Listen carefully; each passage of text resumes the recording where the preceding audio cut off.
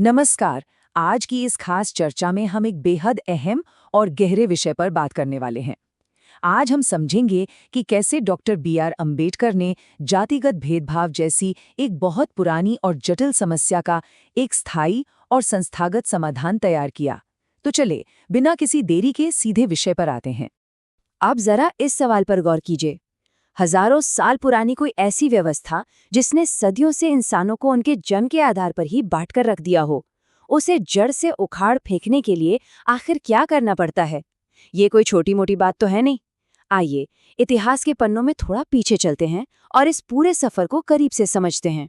इतिहास का ये सफर सिर्फ एक व्यक्ति की कहानी नहीं है, बल्कि एक अकल्पनीय बदलाव की कहानी है। सोचिए, एक ऐसा बच्चा जिसे स्कूल में फर्श पर बैठने के लिए घर से अपनी बोरी खुद लानी पड़ती हो, जिसे स्कूल के नल से पानी पीने की मनाही हो। अगर पानी पिलाने वाला चपरासी छुट्टी पर है तो पूरे दिन प्यासा ही रहना पड़ता था। कितना दर्दनाक था ये सब। लेकिन फिर देखिए, इन्हीं अमानवीय संघर्षों की आग से तपकर 1913 में उन्होंने कोलंबिया विश्वविद्यालय की स्कॉलरशिप हासिल की, 1920 में लंदन स्कूल ऑफ इकोनॉमिक्स से डॉक्टरेट की और अंत में 1947 में स्वतंत्र भारत के संविधान की प्रारूप समिति के अध्यक्ष बने। असल में ये उनका वो व्यक्तिगत दर्द ही था जिसने उनके इस क्रांतिकारी नजरिए को एक नई दिशा दी। आज हम इस सफर के कुछ बेहद अहम पड़ावों से गुजरेंगे। हम जानेंगे कि इस बड़े बदलाव की जड़ें कहाँ थीं, शिक्षा को कैसे एक हथियार बनाया गया, अंबेडकर और गांधी के वैचारिक मतभेद क्या थे, संविधान की ढाल कैसे बनी और आज के समय में उनकी विरासत के क्या मायने हैं।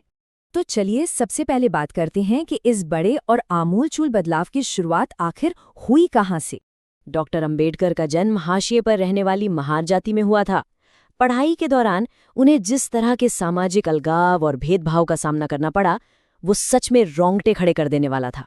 और जब किसी को अपने ही स्कूल में अछूत मान लिया जाए तो ये विश्वास पक्का हो जाता है कि ये पूरी की पूरी व्यवस्था ही मूल रूप से गलत है। यहीं से उनका वो मशहूर निष्कर्ष सामने आया कि ये जाति व्यवस्था सिर्फ श्रम का विभाजन नहीं है, बल्कि ये श्रमिकों का विभाजन है। अब सवाल ये था कि इस गहरी जड़ जमाए बैठी व्यवस्था से लड़ा कैसे जाए। इसका जवाब था शिक्षा। 1924 में बहिष्कृत हितकारिणी सभा द्वारा दिया गया ये नारा आपने जरूर सुना होगा, शिक्षित बनो, संगठित रहो, संघर्ष करो। उनके लिए शिक्षा सिर्फ कोई डिग्री हासिल करने या नौकरी पाने का जरिया नहीं थी। वो शिक्षा को सामाजिक गुलामी खत्म करने और लोगों में सोचने समझने की ताकत जगाने का सबसे अचूक हथियार मानते थे। उनका स्पष्ट मानना था कि जब तक शोषित वर्ग मानसिक रूप से आजाद नहीं होगा, तब तक कोई क्रांति नहीं आ सकती। उनके नजरिए से स्कूल सामाजिक बदलाव के सबसे बड़े केंद्र थे।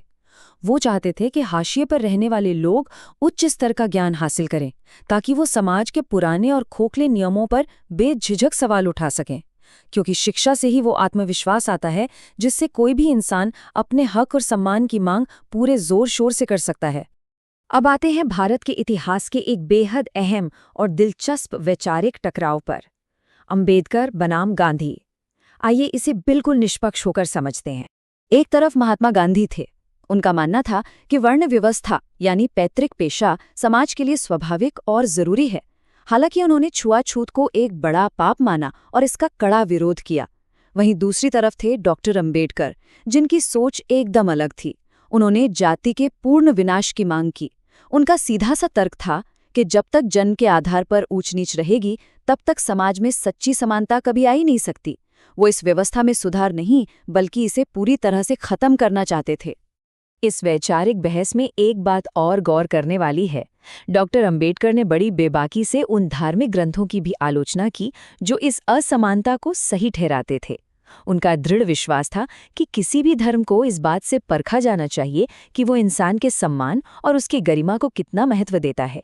इस गहरे वैचारिक टकराव का एक बड़ा राजनीतिक और व्यवहारिक नतीजा भी निकला, और वो था 1932 का पूना पैक्ट।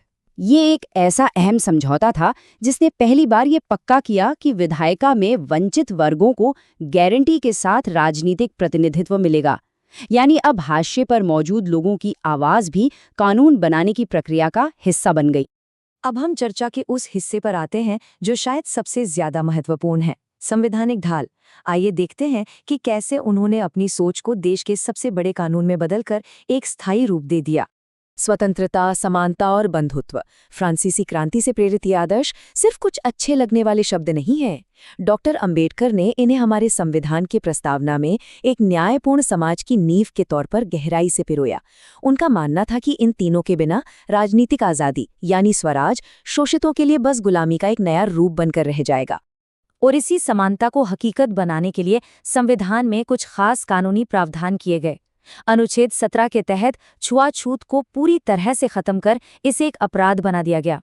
अनुच्छेद 330 और 332 के जरिए विधायिकाओं में सीटों का आरक्षण पक्का किया गया।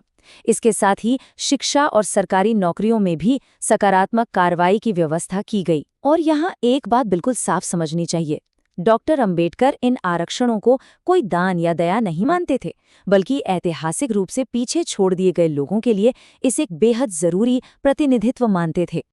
वैसे उनकी समानता की ये सोच सिर्फ जाति तक ही सीमित नहीं थी।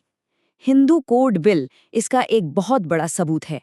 ये महिलाओं को संपत्ति का अधिकार दिलाने, समानता और सामाजिक न्याय सुनिश्चित करने की दिशा में एक बहुत ही प्रगतिशील और साहसिक कदम था। ये साफ दिखाता है कि मानवाधिकारों को लेकर उनका नजरिया कितना व्यापक था। अब बात करते हैं उनके द्वारा छोड़ी गई एक स्थायी विरासत की। जो सिद्धांत उन्होंने उस वक्त गढ़े थे, वो आज के इस आधुनिक युग में कैसे काम कर रहे हैं।